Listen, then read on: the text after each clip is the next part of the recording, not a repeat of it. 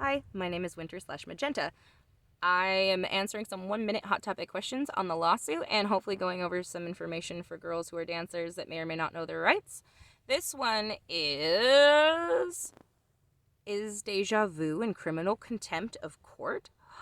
And the answer is yes. As of the last lawsuit in 2017, they were explicitly told that they were misclassifying us.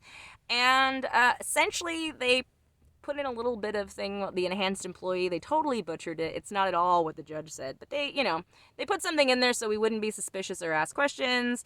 And then they added arbitration contracts, which you cannot get out of, but don't worry, all of us are able to move forward without them. For sneaky purposes, I'm not putting that into this video as to why we're getting around them. However, while a lot of attorneys will not take it an arbitration case due to the extenuating circumstances that ours were, our attorney is moving forward without them, and they are not going to be an issue. So don't worry about the arbitration contracts that you signed.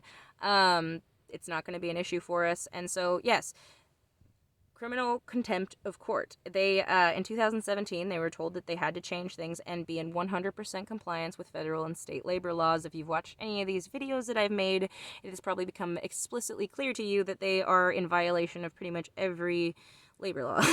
So they are not in compliance with that ruling, which means they are in criminal contempt of court, and it was a federal ruling, so it's even worse.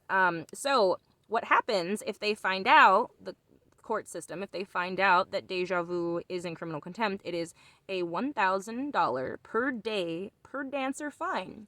And there are currently 30,000 dancers that they would be being fined over, and that's per day. So for the last 3 years, at $1,000 per dancer per day.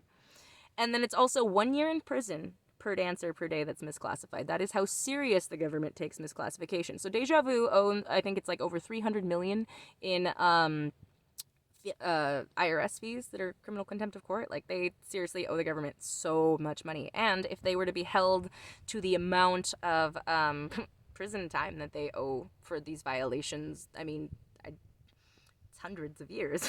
So they're in really, really big trouble. And so arbitration contracts are like the impenetrable wall.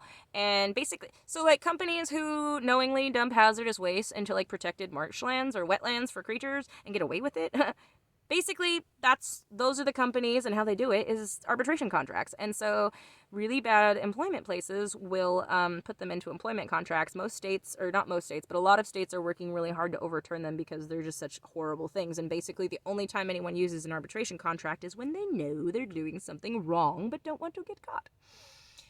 And so they are pretty much impossible to get around. Like I said, don't worry about it for us, but basically their 100% defense of their situation is an arbitration contract to keep them from ever being found out for being in criminal contempt of court for the last 3 years.